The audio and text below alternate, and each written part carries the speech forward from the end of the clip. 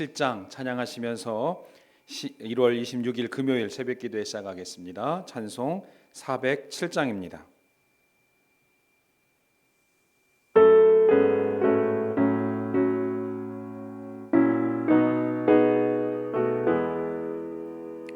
구주와 함께나 죽었으니 구주와 함께 나 살았도다.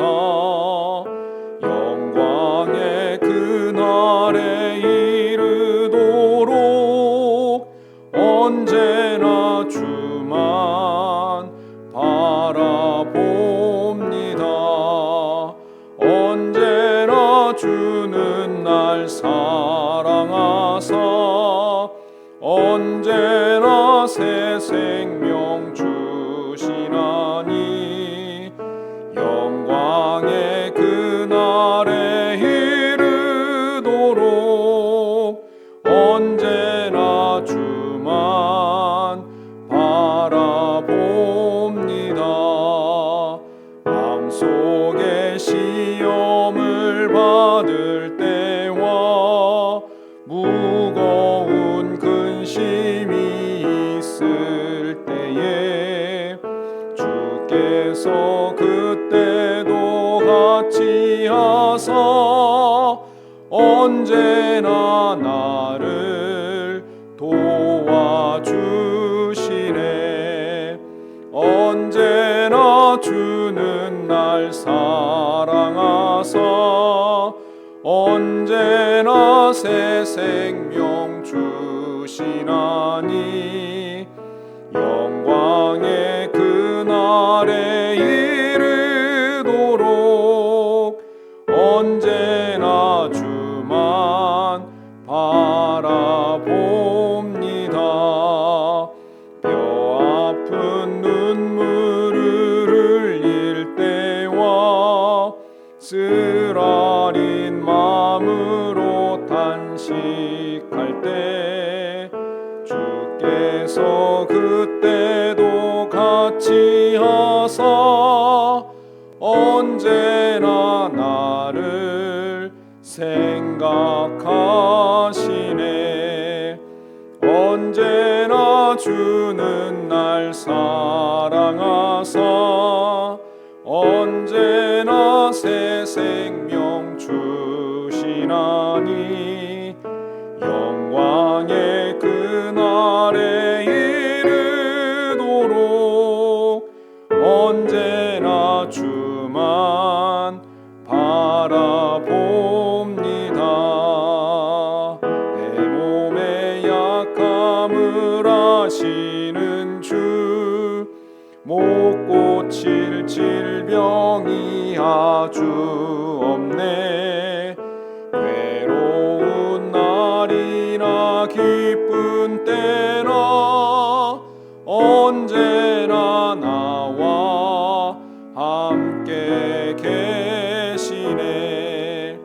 언제나 주는 날 사랑하사 언제나 새 생명 주시나니 영광의 그날에 이르도록 언제나 주만 바라봅니다.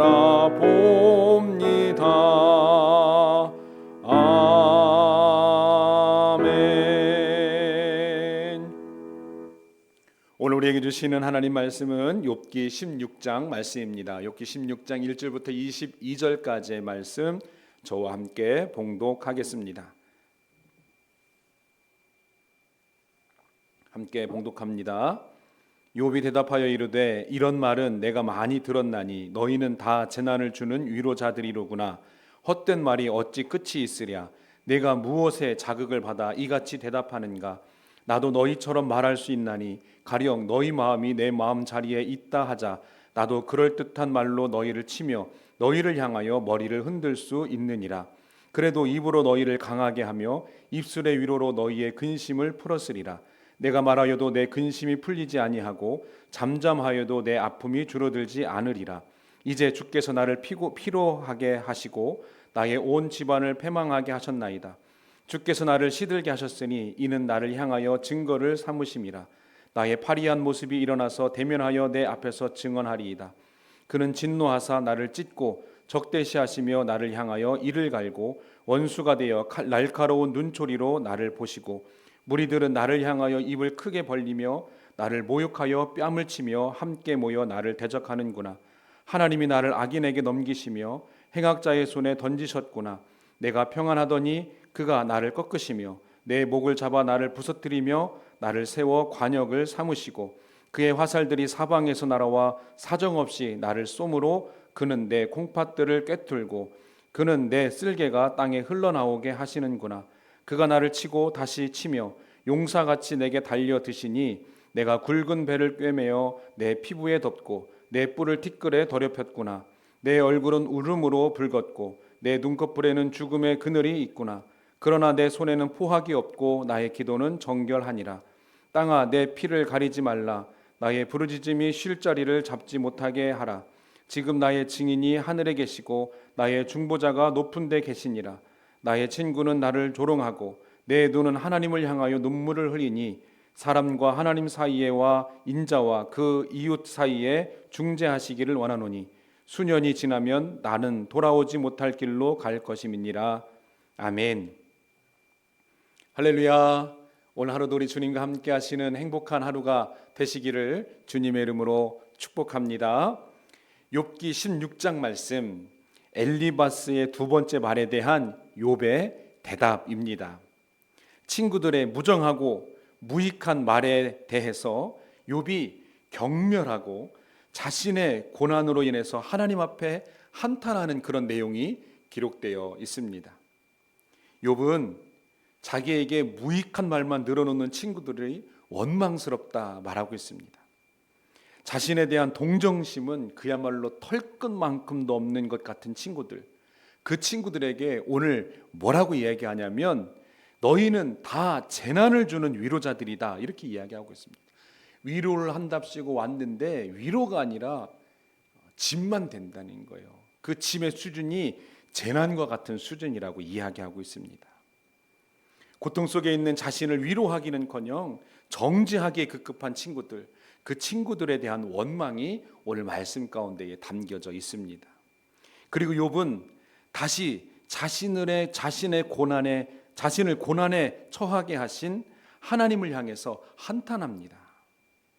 욥은 자신이 당하는 고난에 대해서 말을 해도 힘들고 그렇다고 해서 침묵하고 있자니 더 힘들고 이래도 힘들고 저래도 힘들고 가시지 않는 그런 고통, 그 고통에 대한 원망을 쏟아내고 있습니다. 이 모든 슬픔과 고통의 원인이 하나님께 있다고 이야기합니다. 그리고 하나님이 자신의 원수가 되었다는 거예요.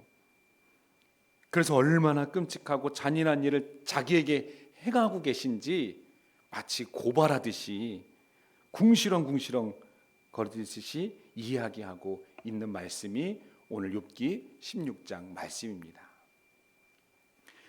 오늘 26장 말씀을 통해서 우리가 얻을 수 있는 영적 교훈을 함께 얻고 우리가 함께 기도하기를 원합니다.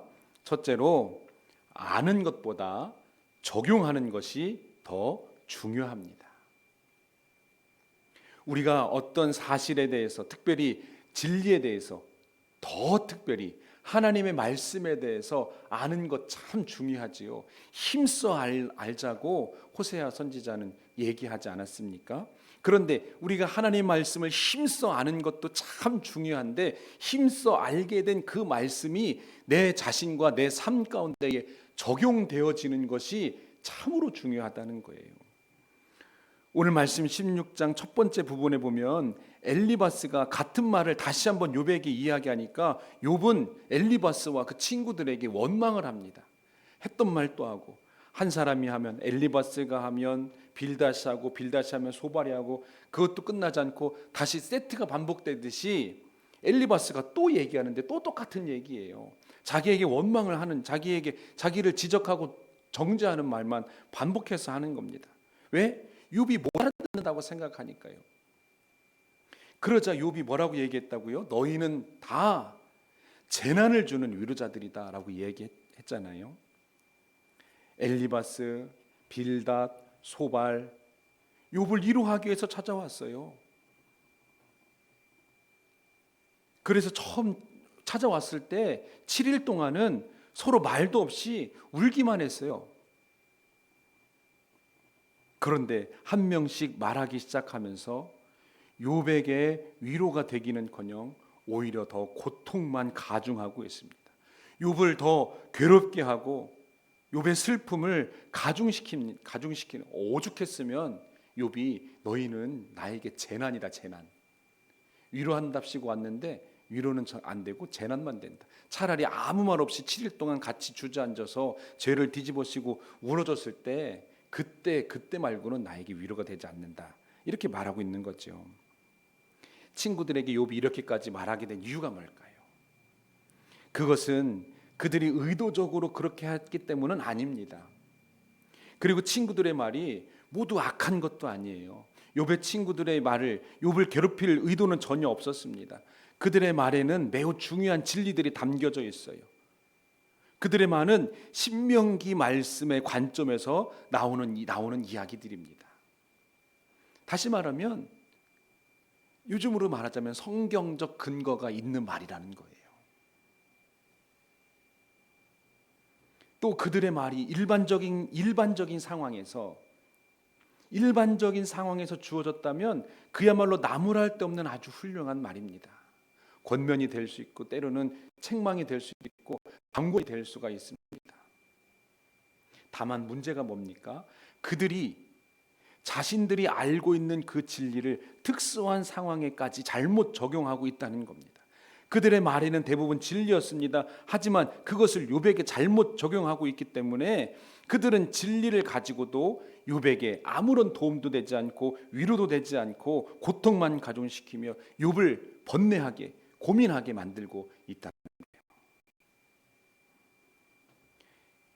이런 모습들을 통해서 우리가 깨닫는 것은 뭐냐면 진리를 아는 것 이상으로 그 진리의 말씀을 잘 적용하는 것이 얼마나 중요한지를 우리가 알게 된다는 겁니다. 잠언 말씀에 보니까 솔로몬이 이야기하는데 잠언 13장 14절과 15장 4절 말씀에 보니까 이렇게 얘기합니다. 지혜자의 교훈은 생명의 샘이요 온전한 혀는 생명나무라 이렇게 말하고 있습니다.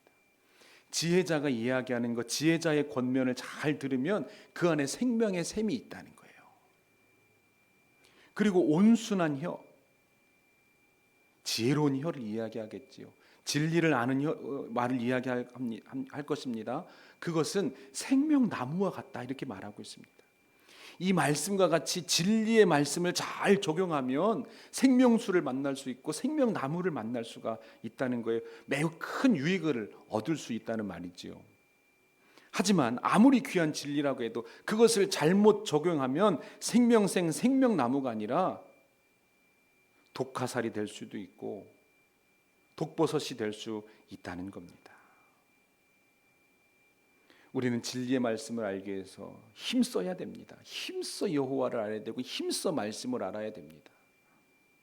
그러나 그것 못지않게 중요한 것은 그 이상으로 중요한 것은 그 말씀을 잘 적용해야 된다는 것이지요. 그 말씀을 잘 내 삶 가운데에 잘 적용하도록 힘써야 된다는 겁니다. 우리가 진리의 말씀을 사람들에 대해서 깊은 이해도 없이 상황에 맞지 않게 함부로 쏟아낸다면 그것은 우리 스스로 진리의 말씀을 훼손하고 왜곡하는 일이 되어버린다는 거예요. 너무나 쉽게 말씀에 그대로 나와 있잖아 라고 이야기하지만 맞는 말이죠. 말씀에 나와 있으니까. 그런데 그것을 상황에 맞게 잘 말씀을 적용할 수 있어야 된다는 거예요. 그런 지혜가 필요하다는 겁니다. 여러분, 이단의 가장 큰 문제가 뭡니까? 진리의 말씀을 알아요. 진리의 말씀을 아는데 그것을 자기 임의로 잘못 적용하고 있다는 거예요. 그게 이단의 큰 잘못 아닙니까? 그래서 이단, 한자어로 이단의 뜻이 뭡니까? 다를 이 끝단자 아니겠습니까? 다 같아요. 다 같은데 끝이 다르다는 거예요. 그 끝은 뭡니까? 적용 방법이 다르다는 겁니다. 하나님 말씀을 아는데 그것을 적용점과 적용하는 방법이 달라진다면 이단이 되어버리고 만다는 거예요. 전혀 새로운 없던 것들을 가지고 이단이 되는 게 아니더라는 것이죠.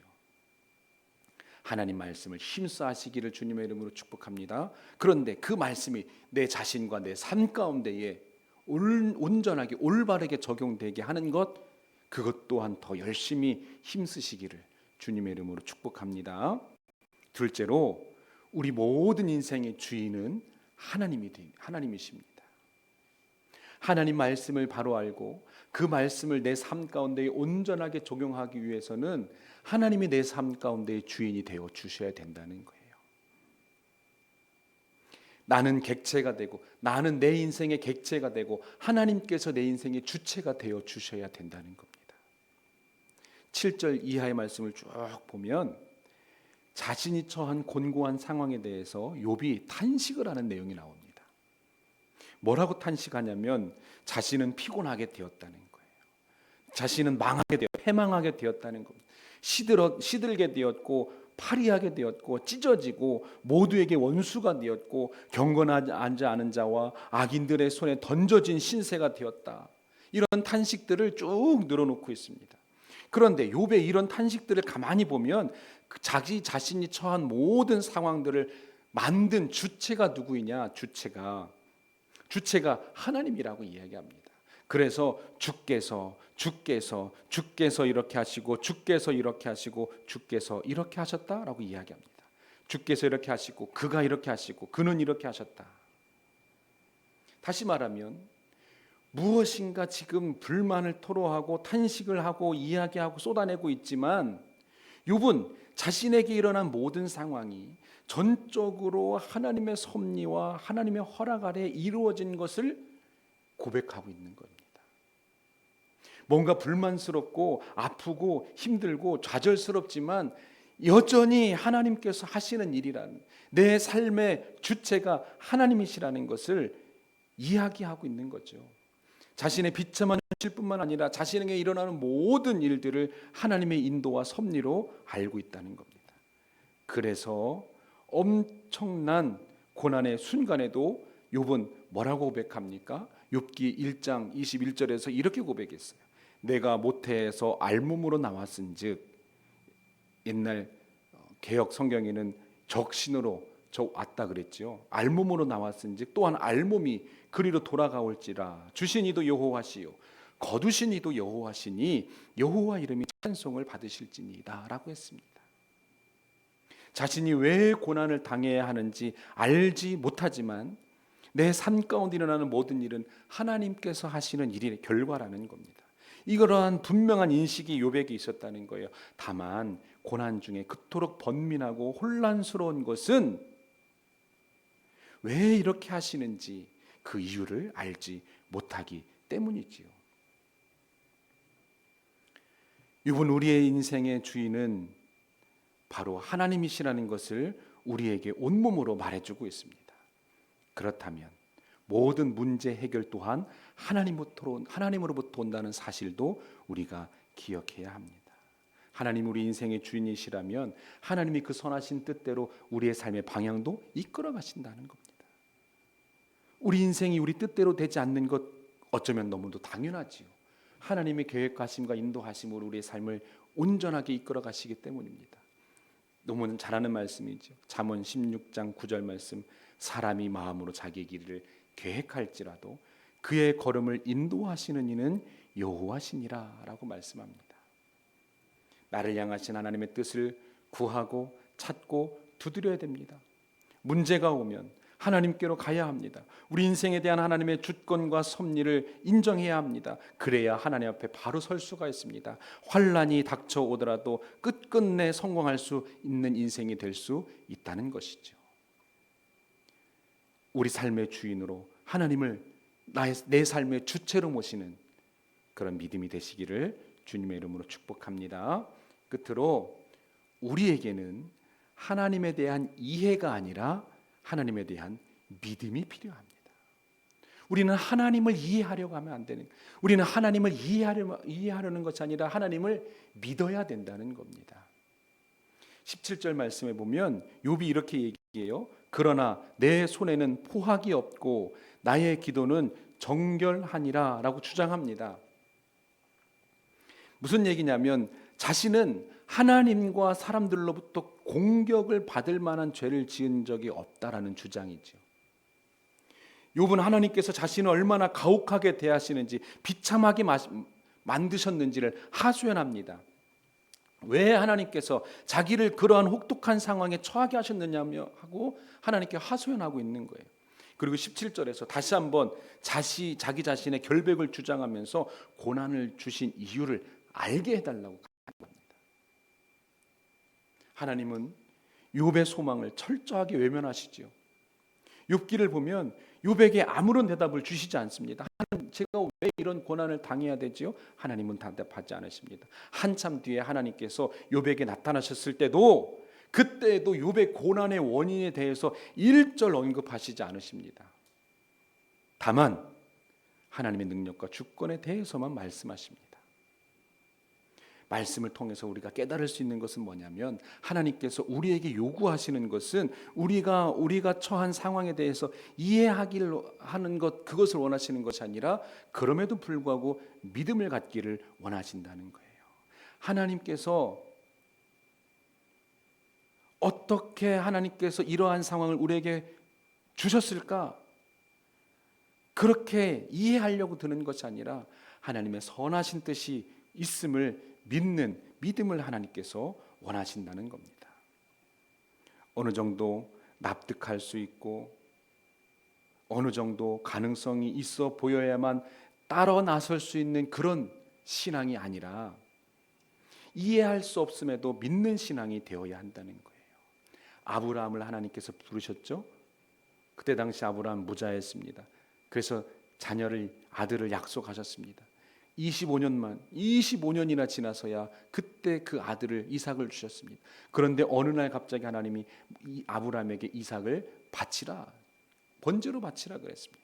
그때 아브라함이 어떻게 했습니까? 어떻게 그럴 수가 있지요? 왜요? 그러지 않았죠. 다음 날 아침 일찍 아브라함 마음이 변할까 봐 아침 일찍 길을 나섰습니다. 사라가 앞을 가로막을까 봐 사라에게는 이야기하지 않았습니다. 수하의 종들이 가로막을까 봐 너희는 여기 있어라 하고 둘만 산 위로 올라갔습니다. 결국 아브라함은 이삭을 도로 찾았고 하나님께서 인정하는 믿음이 되었습니다.